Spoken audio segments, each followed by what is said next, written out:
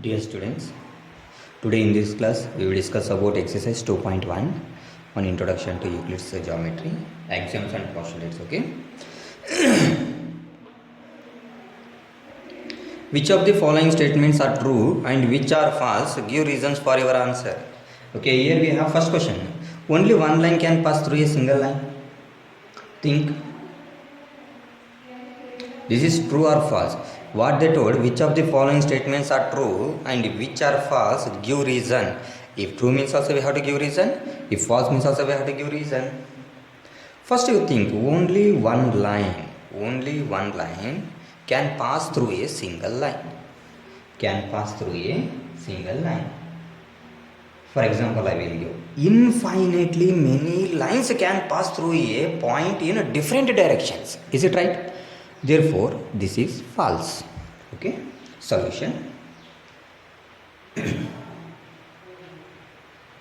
False. This is false because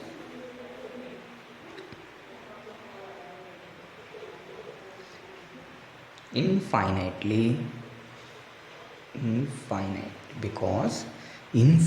many lines can pass through a point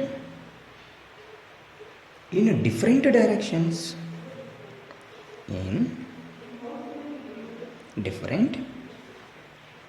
directions. Dear students, here question mistake is here. Only one line can pass through a single point. It is single point. Solution right, because infinitely many lines can pass through a point in different directions. I will mark a point. From this point we can draw infinitely many lines. Correct? Infinitely many lines we can draw. Example. Okay. Second question we have. There are an infinite number of lines which pass through two distinct points. True or false? Think. See, through two distinct points, how many lines can pass? Only one line can pass. Is it right? What they told here? There are an infinite number of lines which pass through two distinct points. Therefore, it is false or true? False it is. Is it? This is false.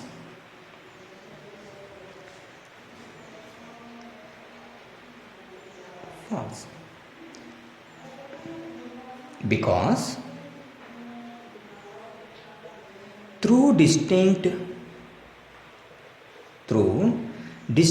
points, only one line can pass. Right? Next question. Okay, we'll move to third question. A terminated line can be produced indefinitely on both the sides. We discussed in earlier classes about this. A terminated line on both directions, it can move infinitely. Is it? There is no end point, breathless. Therefore, it is true. Answer is true. Because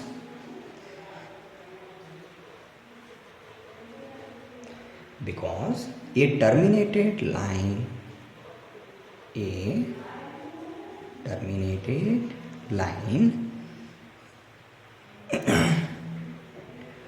times I have wrote. Okay, a terminated line can be produced. A terminated line or line segment can be produced indefinitely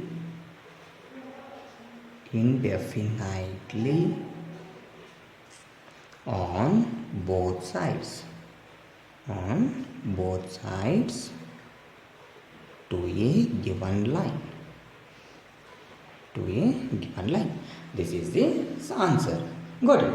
For example, I will give you, see, this is an terminated line. AB is a terminated line. A terminated line can be produced indefinitely on both the sides, on both the sides, from A, from B. Got it? See, from A, from E,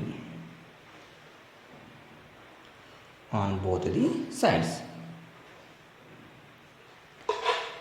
according to this statement. Now let us discuss about fourth question. If two circles are equal, then their radii are also equal. Yes, correct? This is true. Solution. Solution. See, two circles are equal. Two circles are equal means the radius may be equal. The radius are equal. Okay? Solution. True. True. Two circles of equal area. Two circles of equal area. That is equal circles. I will write in bracket. Okay. Equal circles will have the same radius. Will have the same radius from the relation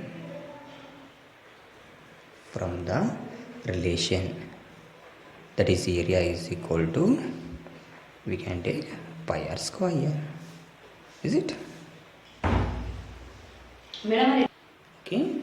For example, I would see here one circle.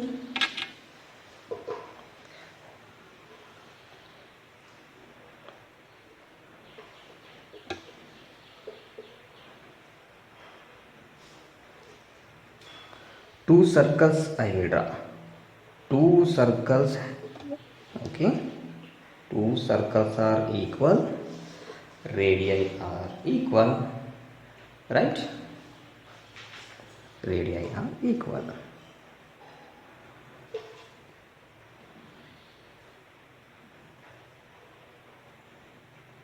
Radii are equal. Okay. Fifth question. In figure, if AB is equal to PQ and PQ is equal to XY, then AB is equal to XY. See here, AB is equal to PQ. AB is equal to PQ. PQ is equal to XY. PQ is equal to XY. Then AB is equal to XY. True it is. Is it? All line segments are equal. Solution.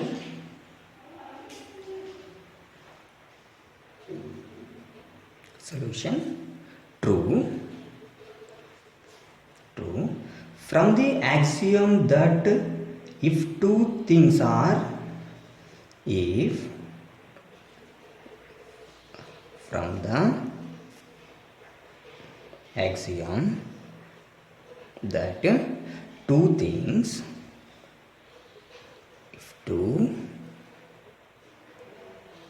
if two things are separately equal to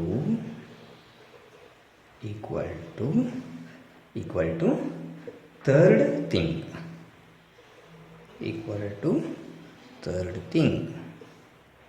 that is AB is equal to XY, then they are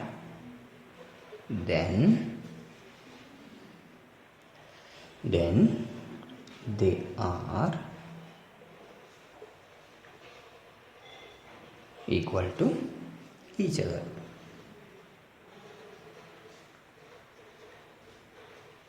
Then they are equal to. Okay dear students, now let us discuss about second main on exercise 2.1. Give a definition for each of the following terms. Are there other terms that need to be defined first. What are they and how might you define them? Okay, first question we have, that is parallel lines. First one, parallel lines. First we should know about what is the meaning of parallel lines. Two straight lines which have no part in common are said to be parallel to each other. Is it right? Okay, first I will write the definition or meaning. Two straight lines. Two straight lines. Two straight lines will have to be two straight lines which have no point. Actually, two lines. This is which I have to write, okay? Which have no point. Which have no point in common. No point in common, right? Are said to be parallel to each other. Parallel to each other, right? Give a definition. Definition we have given. Are there other terms that need to be defined first? Yes, that also will be there. For example, point and straight line will have to be defined first. Okay, point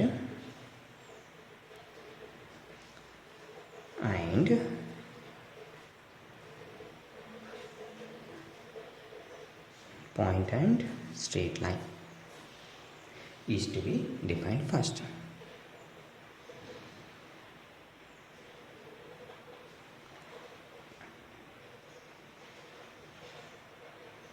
Defined first.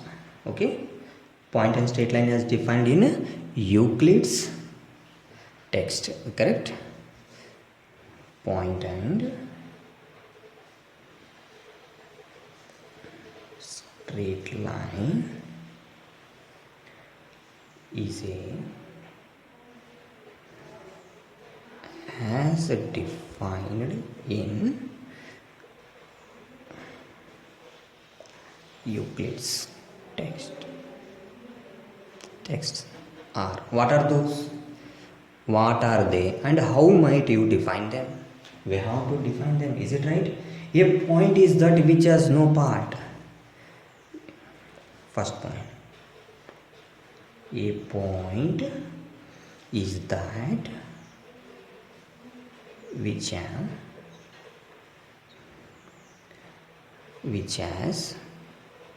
no part. A point is that which has no part. We discussed in axioms, right? Next point. A line is breadthless. A line is breadthless length. A line is breadthless length and a straight line. A straight line.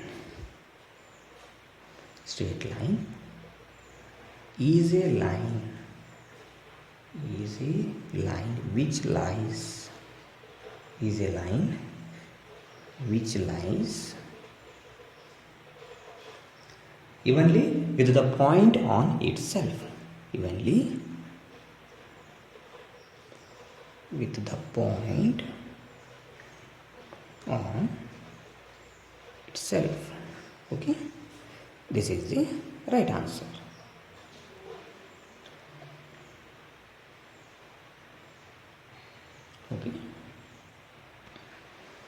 Okay dear students, now let us discuss about second one, perpendicular lines. First one is completed, that is parallel lines. Now second one, perpendicular lines. Okay,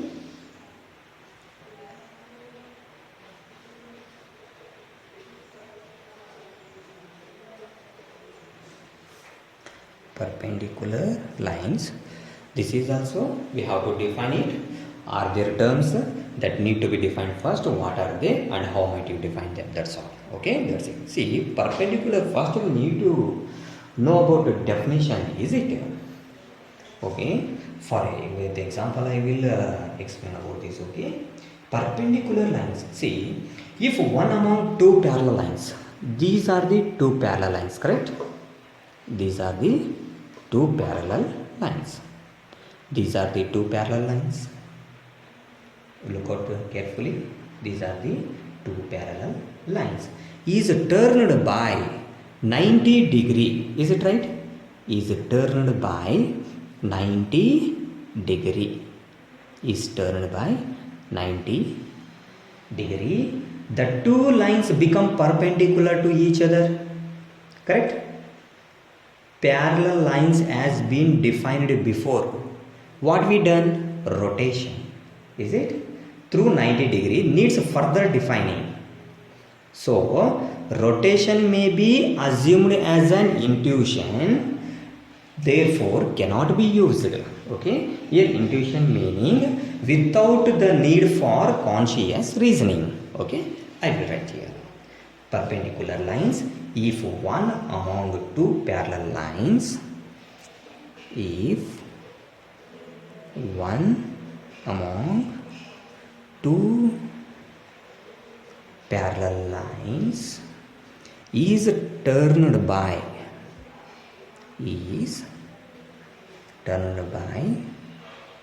90 degree, the two lines becomes perpendicular.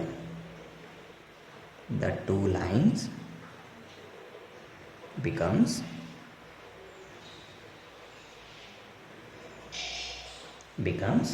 perpendicular to each other.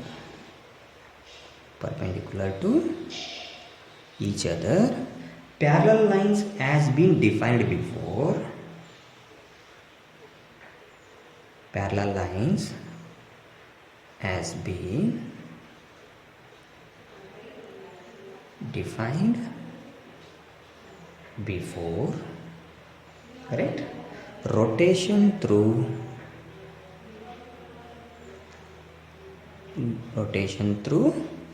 90 degree angle. Correct? Rotation through 90 degree needs further defining. Needs further defining. Okay? Further defining. Rotation may be assumed. Just we have to assume. Okay? Rotation may be assumed as an intuition,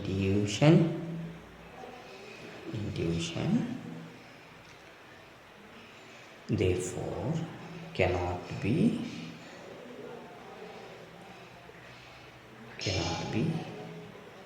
used. Intuition cannot be used. That's it. Okay. Now let us discuss about third one, that is line segment. Dear students, now let us discuss about a line segment. Simple. A line with two endpoints is a line segment. Okay.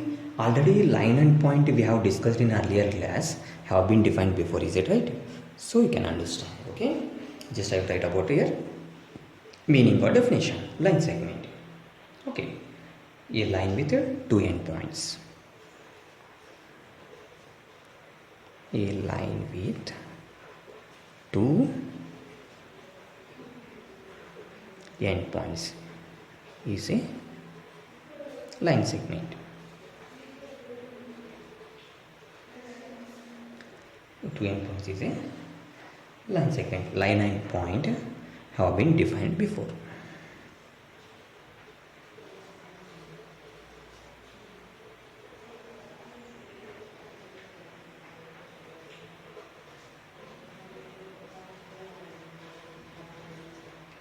Here line and point have been defined before is nothing but we already discussed in parallel lines. Is it right? That is the first one. Okay, you can understand. I hope. Okay, now let us discuss about radius of a circle. Right, radius of a circle, I have drawn here figure. You can understand. Here OP is radius. OP is an radius. Okay, definition you can think and tell me. OP is a radius, and OP is a line segment from the center to any point on a circle. That is called radius of a circle. Okay.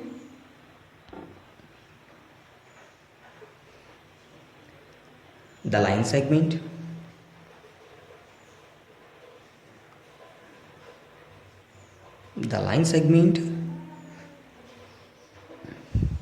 from the center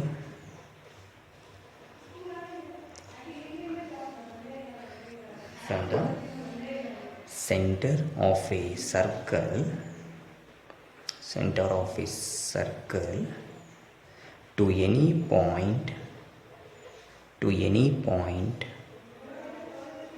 on a circle is called radius of a circle.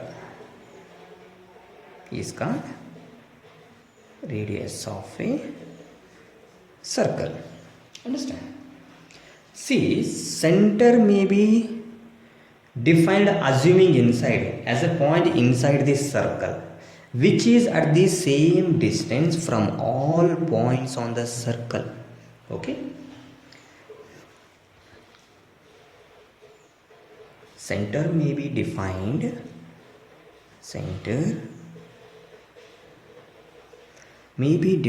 assuming circle. Okay, just you have to assuming inside. Okay, as a point, this is fixed point. Okay, as a point inside the circle,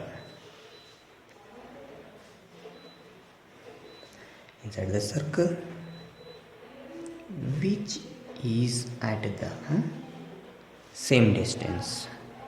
same distance from all points on the circle.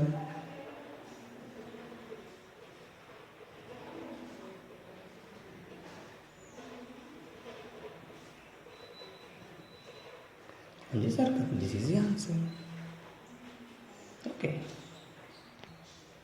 Okay, dear students, now let us discuss about square.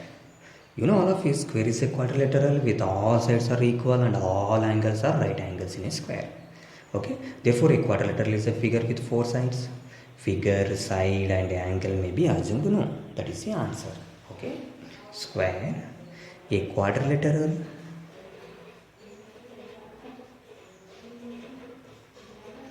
with all sides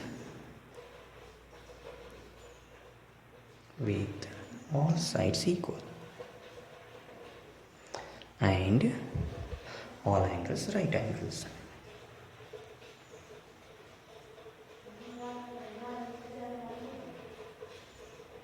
Right angles is a square. Okay, a quadrilateral is a figure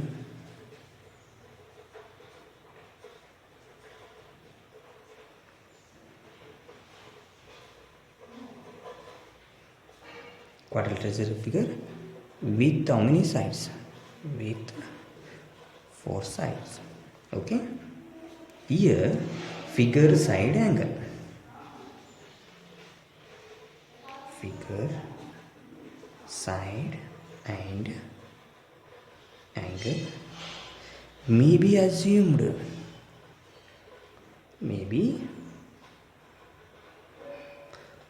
known. Okay, this is the answer.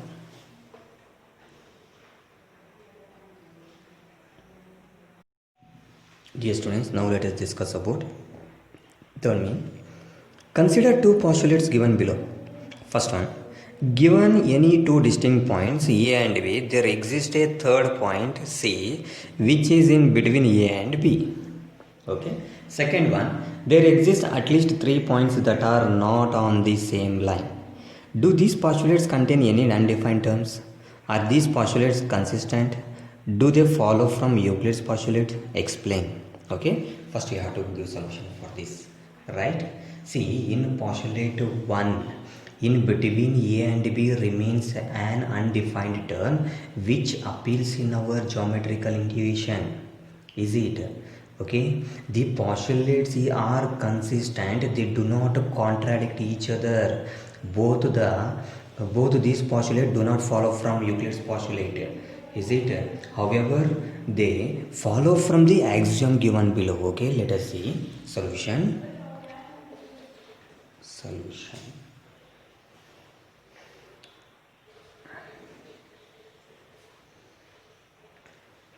Given two distinct points, given two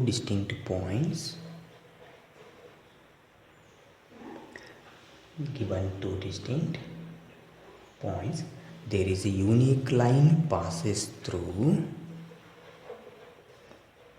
there is a unique line passes through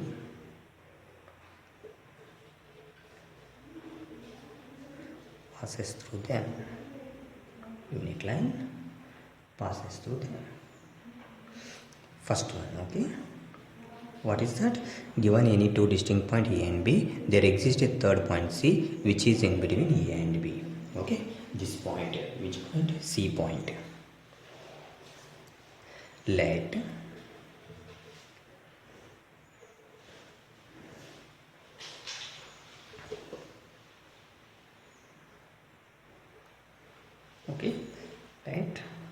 A to B, correct? Let A to B, AB be a straight line, right? AB be a straight line. AB be a straight line. See, there are infinite number of points composing this line. Choose any except with the end of 2 points, that is A and B. Is it? This point, which point? C point, lies between A and B. Right. This is the answer, okay? There are an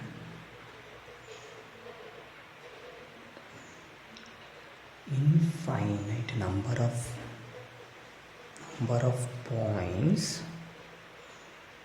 points composing this line. Choose any except.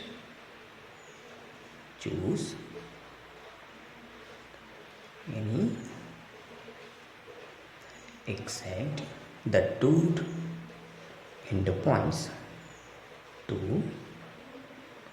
endpoints. Which point has stored? Third point, that is C, which is in between A and B. Two endpoints A and B. Two endpoints A and B. This point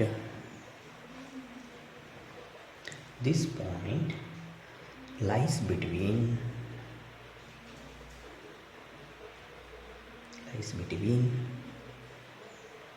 A and B.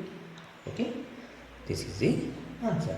Now second one question answer. Okay, second one in this third main, there exist at least 3 points that are not on the same line. Okay, now let us discuss about this.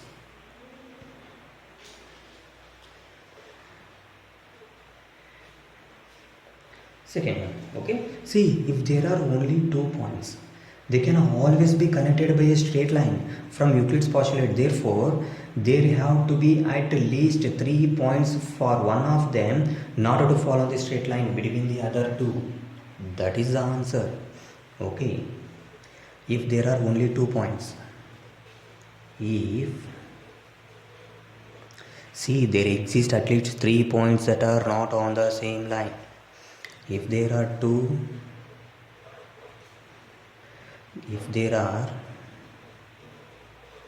only 2 points,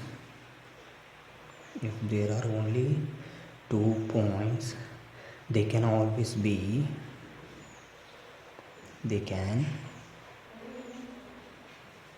always be connected, always be connected by a straight line, by a straight line. I will write in bracket. Okay, this is from Euclid's postulate.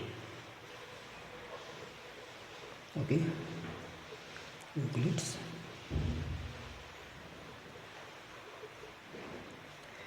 postulate it is. Okay, therefore there have to be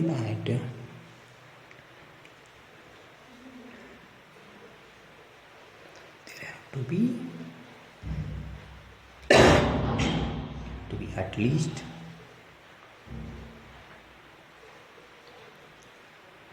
3 points, at least 3 points for one of them, for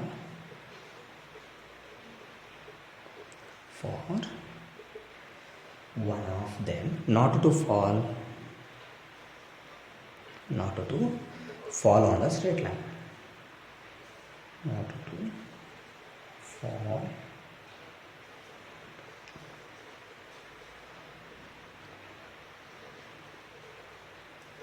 on the straight line between the other two, between the other two. Okay, this is the right answer.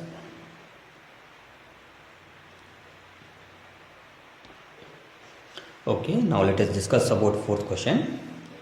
If a point C lies between 2 points A and B such that AC is equal to BC, then prove that AC is equal to half of AB. Explain by drawing, right? Explain by drawing the figure. Okay, I will draw a line segment AB.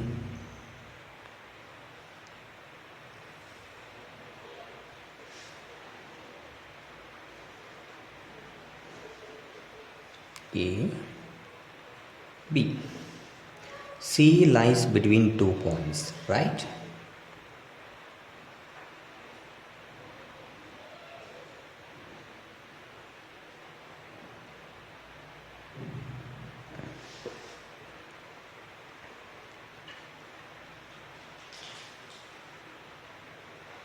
C. Okay. If a point C lies between 2 points A and B such that AC is equal to ABC, given AC is equal to BC or AC is equal to CB, both are same. Okay. Also AC plus BC is equal to AC, I will write as it is, plus in the place of BC I will take AC. Okay, because I need to find AC is equal to half of AB, right? Okay, let us see. See here, what we done? Equals are added to equals, is it? Write that sentence. Equals are added to equals. Okay, important. Equals are added to equals. And AC plus BC coincide with AB, right? AC plus BC coincides with AB, means AC plus BC is equal to AB. AB is equal to how many AC? 2 times of AC. 2 times of AC. Okay. Now let us see. AB divided by this 2 take below is equal to AC. We prove that AC is equal to half of AB. AC is equal to half of AB. Therefore, AC is equal to half of AB. This is the right answer. Understand? Okay. Dear students, now let us discuss about fifth main. In question 4, just to be proved, is it right? Okay. See, in question 4, point C is called a midpoint of a line segment AB. Every line segment has one and only one midpoint. We need to prove this. Right? Okay. Look at this figure. Solution. Remember that figure just I have shown. Okay. Let there be two such midpoints. Let there be two such midpoints C and D. Okay. Then from above theorem.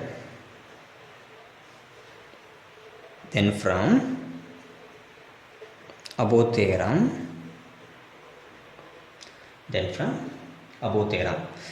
theorem, that is AC is equal to half of AB. Okay, I will show you. Okay, AC is equal to half of AB, above theorem. And AD is equal to also half of AB, because C and D coincides with C. Only this is possible only if D coincide with C. Therefore, C is the unique midpoint. Okay, hence proved. AD is equal to half of AB. Therefore, AC is equal to AD. Therefore, AC is equal to AD. But when it is possible, that is important. But this is possible only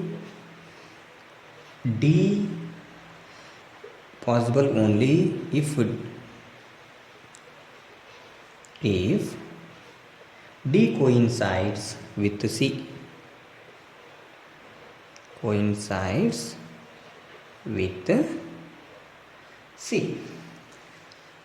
Therefore, C is the unique midpoint.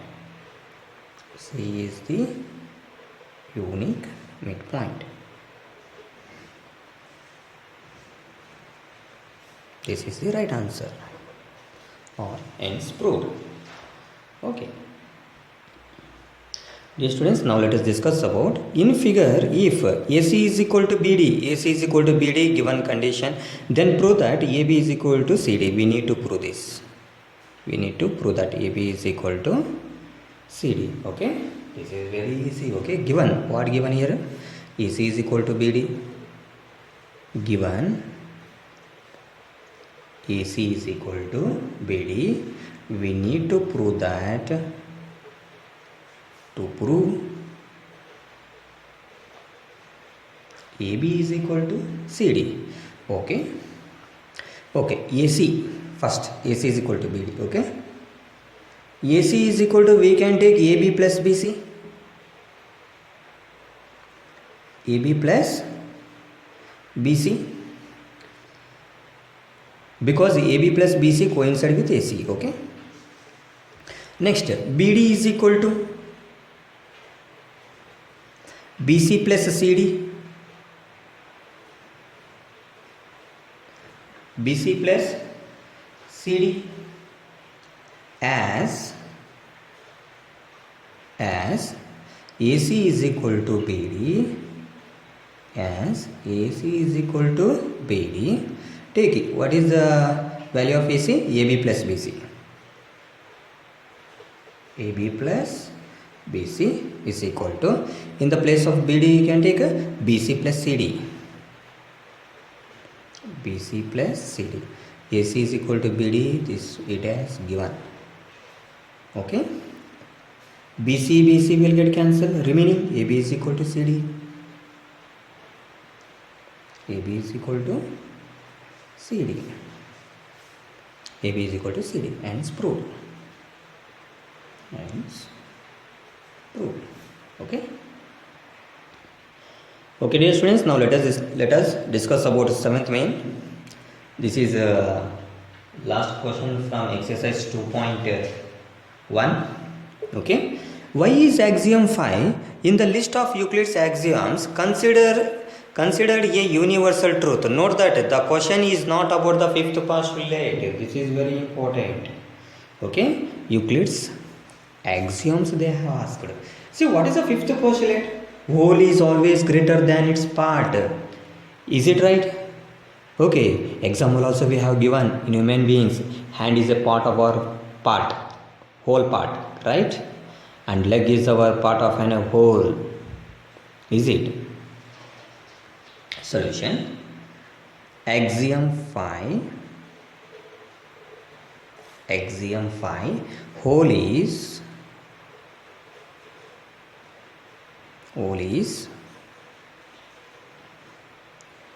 greater than its part. Greater than its part, because parts are smaller than whole. Okay, whole is greater. This is universal truth. This is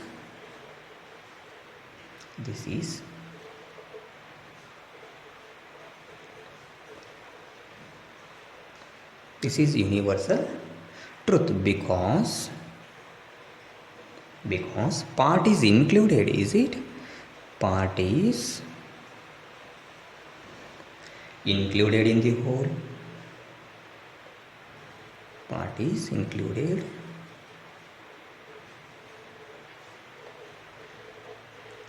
whole, and therefore can never be